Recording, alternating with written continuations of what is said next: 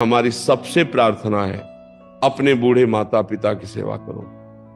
जो बूढ़े माता पिता का अपमान कर रहे हैं, बूढ़े माता पिता को कष्ट दे रहे, खोपड़ी के बल खड़े होकर तपस्या करो, फिर भी नरक जाओगे। पक्की बात समझ लेना। आज का जो समय वातावरण जो बढ़ रहा, बहुत ही निंदनीय बात है कि जिन माता पिता ने हमको इतना बड़ा किया उन पर हम हाथ उठावें। आज हम सत्संग में भी बोले कि देखो कैसे बूढ़ी माई को मार रहा है जवान लड़का लातों से, देखो कैसे माता पिता को बहू और बेटा मिल करके मार रहे हैं दरवाजा बंद करके।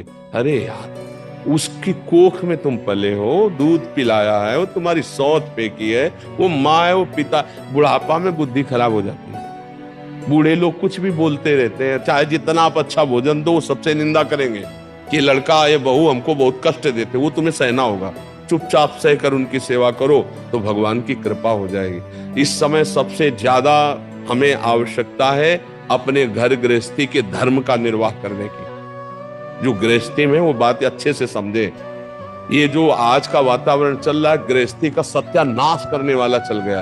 देखो, गृहस्थों में ही तो हम लोग पैदा हुए हैं, गृहस्थों में ही हमारा पोषण हो रहा है, गृहस्थों में बड़े बड़े परमहंस बिक्षा मांगते हैं। आपका गृहस्थ धर्म बेकार तो सब कुछ बेकार हो जाएगा, क्योंकि आपसे ही सब धर्म चल रहे हैं। सारे धर्म आपसे चल रहे हैं, गृहस्थ धर्म से ही सब चल रहे हैं। क्योंकि हम लोग परमहंस संत जन पैदा भी तो गृहस्थों के यहाँ होते हैं और पलते भी तो गृहस्थों से ही है। अगर आप भ्रष्ट, तो हमारी बुद्धि कहां से भ्रष्ट नहीं हो जाएगी? हमारी बुद्धि भी भ्रष्ट हो जाएगी। इसलिए हमें सबसे बड़ी चिंता हो रही है कि आज हमारी समाज बिगड़ती चली जा रही है। सुंदर पति है, स्वस्थ पति है और दूसरे पुरुष से राग कर रही, सुंदर स्त्री है, प्यार करती है, वो दूसरी लड़की से प्यार कर रहा है। अब वो गृहस्थी चल पाएगी? जिस दिन ये सब भेद खुलेंगे उस दिन नरक हो जाएगा घर, नहीं हो जाएगा।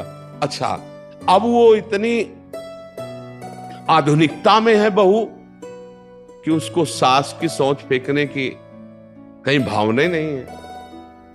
लड़का इतना आसक्त है बहू पर, वो जो बोल दे वही परमार्थ बुद्धि, वही परमात्मा बुद्धि। अब दोनों मिलकर के वो बूढ़े माता पिता को मार।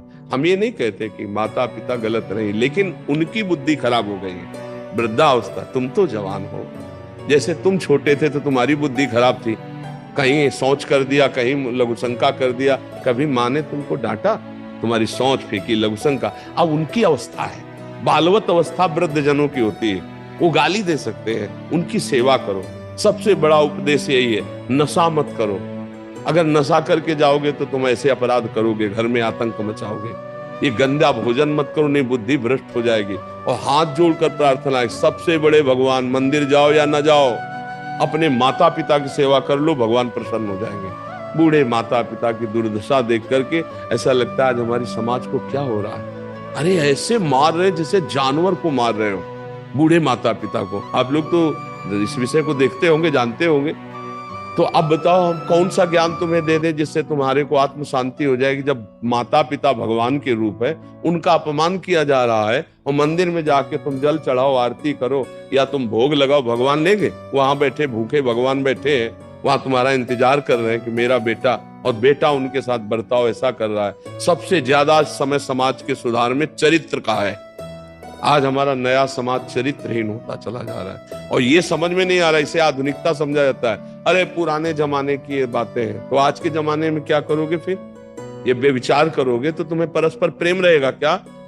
तुम्हारे सामने पत्नी किसी और तुम कहीं और, तो संतान, फिर परिवार, फिर प्रीति, फिर धर्म, फिर मर्यादा, कुछ नहीं, डोल के भीतर पोल। क्या गृहस्थी धर्म रहेगा, क्या भागवतिक धर्म रहेगा, क्या मर्यादा रहेगी? ये बहुत गलत चल पड़ा है। और कैसे भगवान संभाले? कलयुग का बहुत बड़ा विचित्र रूप ये नाटक फैल गया। ये जो गर्लफ्रेंड बॉयफ्रेंड लिविंग रिलेशन, जो क्या क्या कहते हैं, दलित दुराएं, ये बहुत बुरी हो गई। देखो, पहले हमने देखा जब तक ब्याह नहीं होता था बच्चे ब्रह्मचर्य रहते, जानते ही नहीं थे संसारिक की। अब वो मोबाइल चल गया ना, सब जाने। और जब ब्याह हुआ तो आजीवन एक दूसरे की गलतियों को सहते हुए वो एक ही घर में रहते। तलाक शब्द हमने कभी नहीं सुना, संबंध विच्छेद कभी शब्द नहीं सुना हमने, क्यों एक दूसरे से नहीं, ऐसा कभी नहीं सुना, गांव में तो कभी नहीं सुना। आजीवन निर्वाह करते थे। हाँ, थोड़ी उद्दंडता होती, थोड़ा पड़ोस वाले संभाल देते थे, भाई मारपीट मत करो, लड़ाई झगड़ा मत करो, थोड़ी बड़ी बातों में आपस में। लेकिन ये चरित्रहीनता कि स्वस्थ पति है, स्वस्थ परिवार है, आप उसका त्याग कर किसी और पुरुष से, या स्वस्थ पत्नी है, सुंदर पत्नी, आप उसका त्याग कर किसी, अब उस परिवार की हालत क्या होगी? बड़े पढ़े लिखे हो, बड़े बुद्धिमान हो, लेकिन चरित्रहीन हो, क्या है? हमारी यही बात समझ में। तो फिर तुम माता पिता की सेवा करोगे अपने? तुम्हारे अंदर तो उद्दंडता सवार रहेगी। तो आज का समय जो है, सत्संग सुनो। हम कह रहे भगवान की भक्ति से ज्यादा ये अपने परिवार की भक्ति कर लो। अगर परिवार की सही भक्ति कर लोगे तो भगवान की भक्ति हो जाएगी, क्योंकि परिवार में भगवान ही विराजमान है। पत्नी में भगवान है, पति में भगवान है, पुत्र में भगवान है, माता पिता में। एक गृहस्थी अगर सम्यक रूप से सुखी नहीं है तो तुम क्या कर सकते हो? रुपया से केवल सुख मिलता है क्या? आचरण, पवित्रता और व्यवहार, ये तीन चीजें सुख प्रदान करती हैं। आपका व्यवहार सत्य है, निश्चल है, कपट रहित है, धर्म पूर्वक है, आप पवित्र आचरण वाले हैं, आप बहुत सुंदर गृहस्थ रहेंगे। लेकिन आज हम देख रहे हैं कि गृहस्थी की हालत खराब होती चली जा। पति पत्नी में विश्वास नहीं रह गया है, माँ बेटे में विश्वास नहीं रह गया, भाई भाई में प्यार नहीं रह गया। क्या होता चला जा रहा है समाज का? थोड़े से धन के लोभ में, थोड़े सी जमीन के लोभ में सगा भाई अपने भाई की हत्या कर देता है, सगा बेटा अपने माता पिता को कष्ट दे रहा है। तो इसलिए हमें लगता है सबसे ज्यादा इस समय आवश्यकता है अपने परिवार की प्रेम रस्सी को मजबूत करना। एक परिवार, एक गृहस्थी में 5 लोग हो, वही प्रेम से जीना सीख जाओ तो बहुत बड़ी आराधना हो जाएगी। बूढ़ी माँ है, चल नहीं पा रही, उसे लात से मार रहे हो, डंडे से मार रहे हो, यार नरक का भी तो होश रखो कि तुम्हारी दुर्दशा क्या हो जाए। फिर ऐसे ही लोग जब गाड़ी में बैठ के चलते ना, तो ऊपर से पूरा ट्रक पलटता है उनके ऊपर कि सांस भी ना ले पाओ, वहीं पिचक जाओ। फिर या आग लग जाती, उसी गाड़ी में जल जाते हैं। कर्म न बिगड़ने पाए, हम बार बार सबसे प्रार्थना करते